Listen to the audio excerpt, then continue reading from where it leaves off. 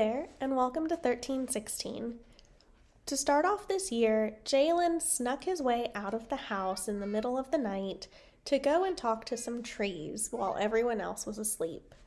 Apparently, he really enjoyed it, and we'll see if he ends up becoming a nature lover as he gets older. In our main household, I went ahead and did a couple screenshots for everybody so that you see how they're starting off the year as far as mood, thoughts, different buffs and moodlets that are on there. To start off their meal, most of the family just had a slice of bread. It's still a step up from gruel at least, but definitely not the most exciting meal. I did also go ahead and add a second toilet in the upstairs portion of the house because it was starting to become a real issue that no one would make it in time because someone would be in the bathroom, either using the toilet or using the tub. And we're currently a household of 8 children and 2 adults, so that's not going to work for very long. As Isabel was getting everything prepped and taken care of from their most recent foraging trip, Madeline was really considerate and handled some of the chores. Milo is stepping in to help get some of these toddlers trained on skills and being just a little bit more self-sufficient so that when spring rolls back around, he can go full force. Aron and Hazel hung out for a little bit and they seemed to like each other.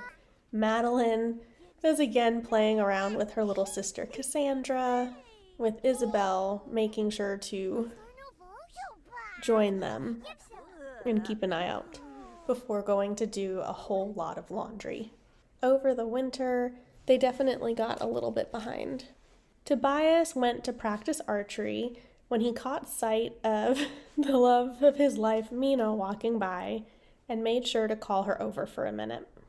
They greeted each other, made some plans for what to do for Valentine's Day, which was coming up, and then went about their lives.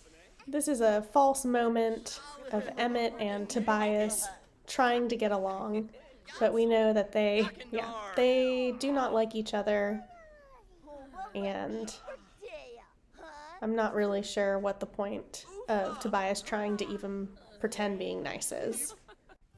Immediately after, though, Emmett just had to tell Aron that Tobias was nice to him and called, I'm sure, upon Isabel as a witness because it was just so out of character and pretty much unbelievable.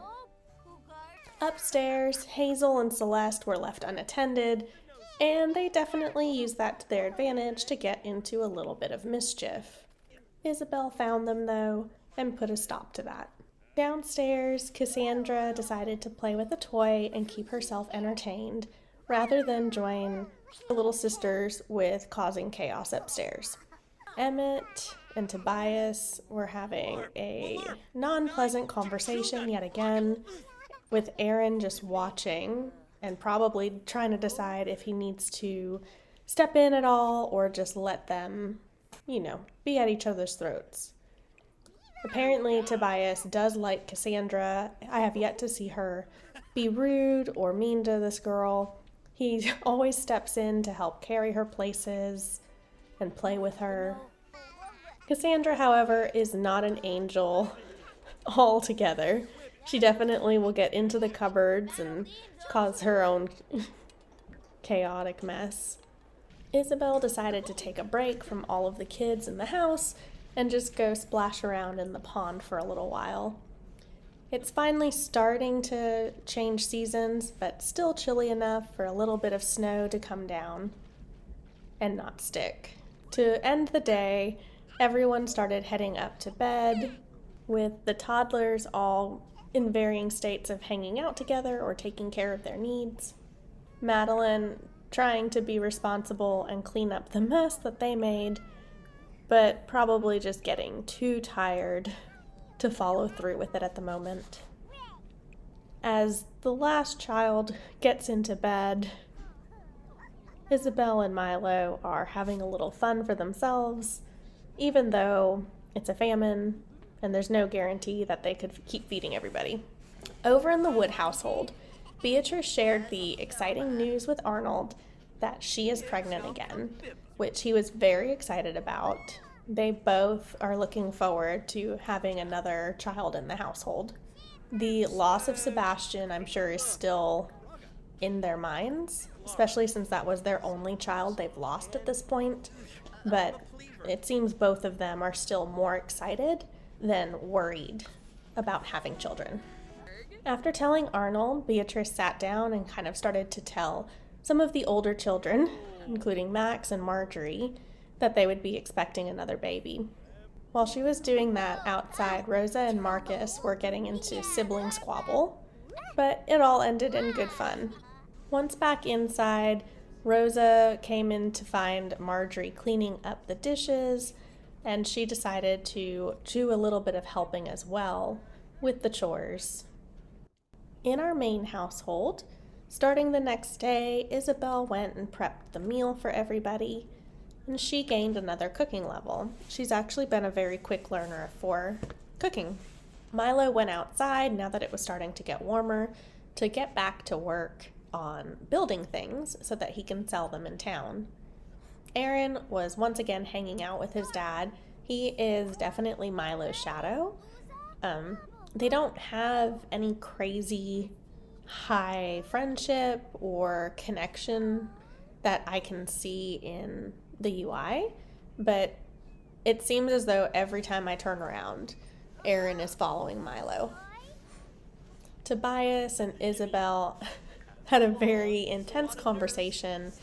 I would imagine it's probably about the squabble or the tiff going on between him and Emmett, and they have to treat it carefully because Isabel is super new to the family. She's really not that much older than Tobias, and at the end of the day, Tobias is not super closely related to anyone in this household. Milo's first wife, Alma, would have been his sister, but she's not here. Tobias went and met Mina at the ancient ruins, which was their agreed upon spot for Valentine's Day, and immediately went in for their first kiss.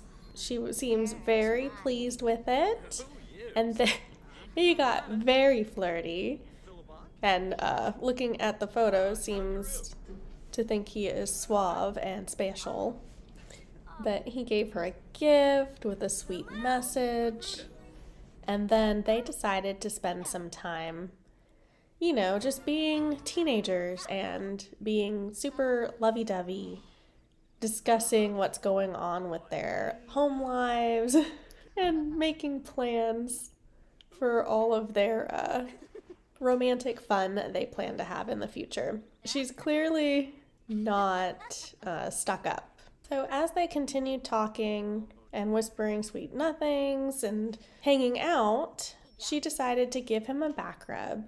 And before we knew it, they turned around to find her mom at the ancient ruins as well, which on one hand, it seems as though they were okay with her showing up. It doesn't seem as though it was premeditated following Mina, but maybe it was. Maybe Rose is super protective. She clearly covered her head and acted like it was embarrassing or not what she wanted to see her daughter doing. But also, she's not flat out stopping them or getting upset. Maybe she's just given up on thinking that she can stop Mina from making her own decisions and being a teenager, so she is supporting as much as possible, but still feeling uncomfortable watching this. When Tobias asked Mina who her soulmate is, she said it was him. He also learned not only that she is a self-assured and confident person, but that she is a lover personality, and they had a legendary date. When she went to leave, he went and immediately crashed into the bush to fall asleep. Apparently, being flirty and charming and suave nonstop took it out of him. Back at the main house, Milo gave Isabel a flower for their first Valentine's together, but they didn't do anything crazy or out there because they have a lot going on at home. Immediately, Isabel went upstairs and cleaned up the mess that Madeline had started to clean. Over in the Wood household, everyone was sweet to one another and telling stories. The next day, in our main household, Isabel is showing that she is very clearly pregnant. So she continued doing her chores and making sure everyone was fed, but she seems to be getting a little bit uncomfortable. And the fact that she's uncomfortable really shouldn't be surprising, especially since she got morning sickness. She did come up with the opportunity to decide that she wasn't super excited about kids and was only neutral, but fate decided that she is still wanting children and happy to have them. Little Celeste finally decided to get up out of bed and be a terror. Nothing surprising there. Outside, Casandra decided to play in the dirt. We are going to ignore the fact that the pail and the shovel are not time appropriate and go ahead and do her birthday roll. For Cassandra's child roll, she just has to avoid 3, 9, and 19. All right, she made it. And she aged up to be kind of a joking, mischievous girl.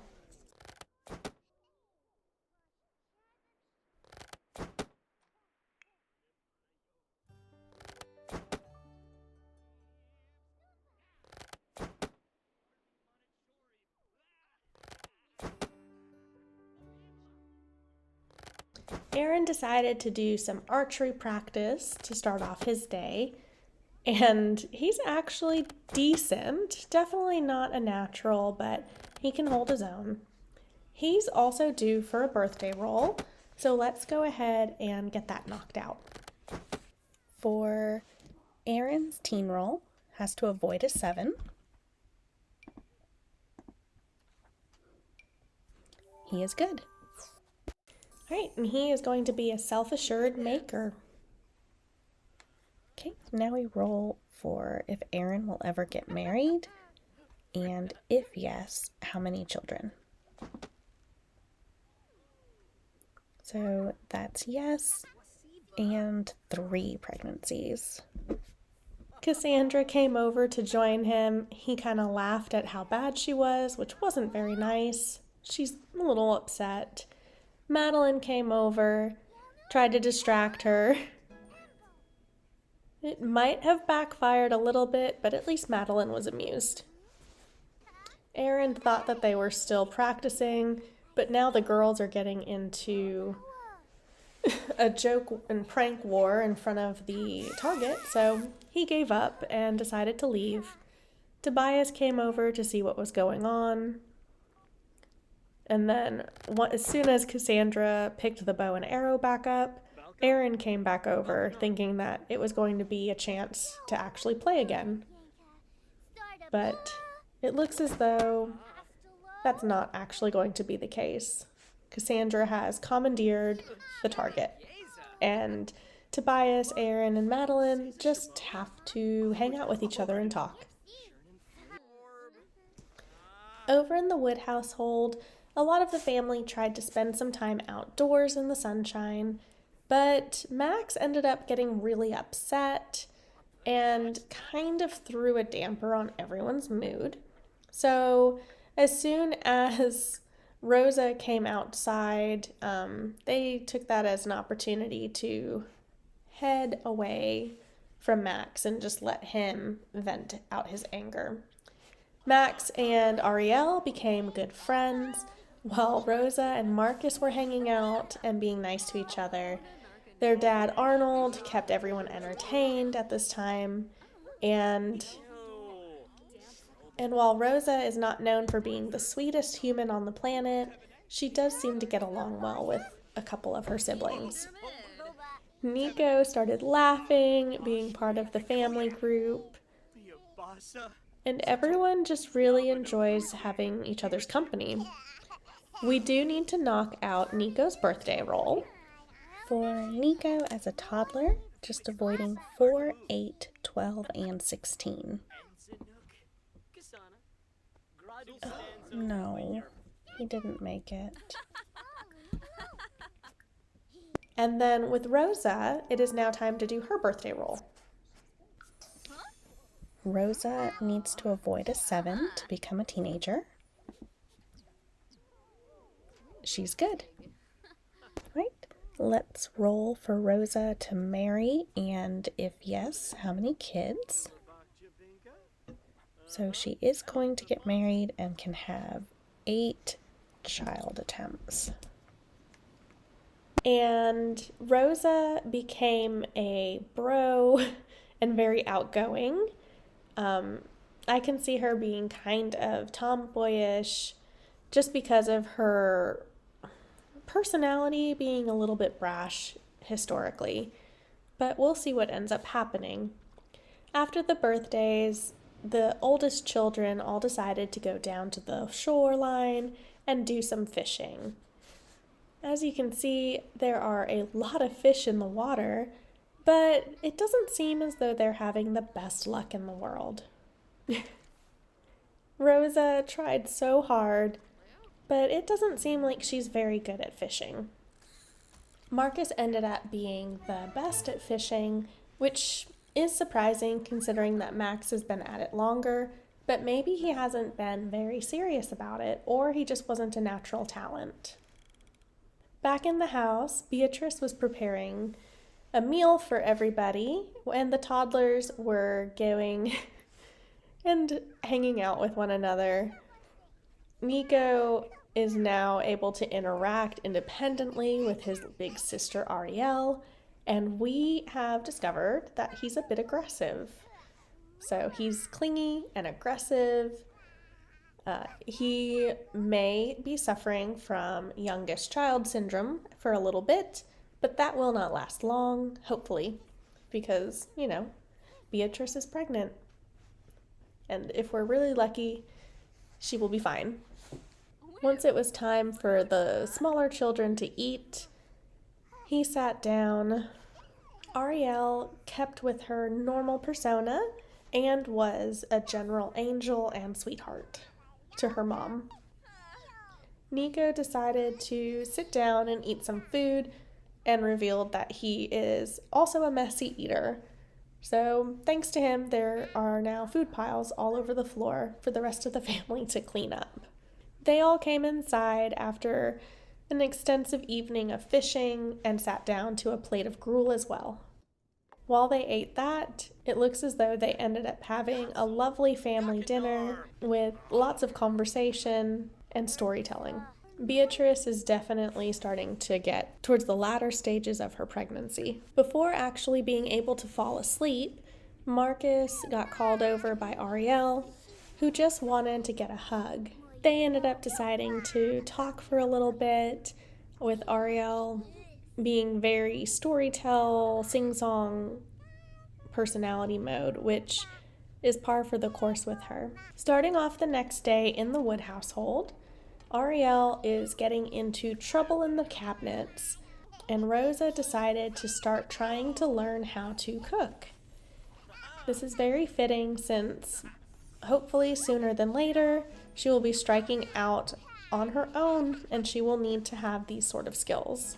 After cooking, she went ahead and took the trash out before coming back in to hang out with Max and probably berate him for not being the one to take it out.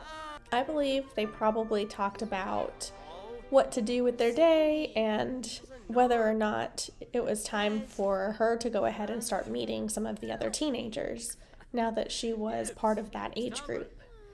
They did end up being on good terms and becoming good friends before the decision was made to start a club gathering so that Rosa could meet some of the other kids. Once they all showed up, everyone decided to go hang out by the fire and get nice and warm. We did not have a repeat. Pretty much as soon as they all got there, though, Beatrice started having signs of going into labor. So she went to the bassinet, tried to see if it was time to go, Everyone was panicking and excited, and for once it makes sense that they were because things were not going correctly. And Beatrix decided a visit to the midwife in town was warranted. She went off to do that by herself, and while she was gone, Nico decided to make another mess and eat some food, though how much got eaten and how much got spilled is up for debate. Marcus was being himself, and Marjorie decided to do some cross-stitch and actually gained another level, also starting to get some skills going. When Beatrix came back, she gave Arnold the rundown of what the midwife said, and she learned that she was just feeling the contractions much earlier than she had with her previous pregnancies, and that she should be okay to come home, and as she got a little bit further along, try again. All right. For Beatrix, she just has to avoid a 1 and 11. We're good there. And for baby Elena, we have to avoid 1, 5, 7, 10, 12, 15, 17, and 20. So she makes it. And there we go. We have a new member of the Wood household, little baby Elena. A lot of people came over to immediately be excited and check her out. She passed right out to sleep, and it looks as though Beatrix was still uncomfortable and having phantom labor pains shortly after the delivery. Hopefully this doesn't bode negatively for any future pregnancies she may end up having. After the birth of her baby sister, Arielle ended up just playing with a toy for a little bit. And she is going to be our last birthday of the year. So we will go ahead and knock out her birthday roll now. Arielle needs to avoid 3, 9, and 19. Okay, she's set. So yay! Our sweet little Arielle stays with us and she ages up into a child. We're definitely going to give her a bit of a makeover from what she popped up, but she is going to be a little bit of a perfectionist. She immediately went and hung out with her sister Marjorie, and now that she is a little bit older, they're able to have clear conversation and really bond with one another. Hopefully they get along great. And there you go. That is going to be the end of 1316 for the Mannering and the Wood households. As a quick overview and summary of what happened, we had a lot of birthdays. In our main household, Casandra aged up to a child, Aron to a teenager. We had, in the Wood household, even more. Nico became a toddler, Rosa became a teenager, Arielle became a child, and Beatrix had a new baby girl, Elena. For Valentine's Day, no one really did anything too crazy except for Tobias and Mina, who went to the ancient ruins. It was supposed to be a secret romantic afternoon, but her mom showed up and decided to crash their party by just a little bit. I'm really hoping that next year goes smoothly for everybody because I know it's going to be when we have to do the famine death rolls. And the family has been having so much luck lately, I really don't want to see it run out. But thank you so much for watching, and hopefully next year we have good news.